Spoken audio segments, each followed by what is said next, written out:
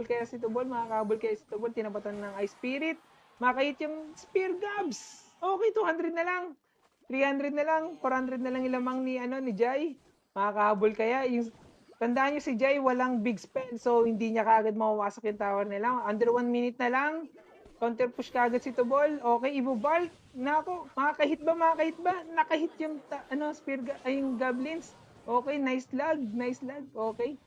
Princess din kaagad, nice. Okay. Ay nako, na yung spirit na patay. Counter push. Okay, nakahit ba? Hindi nakahit. Sobrang dikit na laban, guys. Sobrang dikit. Okay, dalawang princess sa left side. Okay, nice defense. Galing kay Tubol, nice defense. Wala pa rin nare-receive ng damage. Okay, yung Valkyrie na, yung princess sa right, princess sa right. Yung Spear Cabs, yung Goblin, lag. Abot ba, abot ba? 11 na lang. 11 na lang. Panalo si Joy. Nice.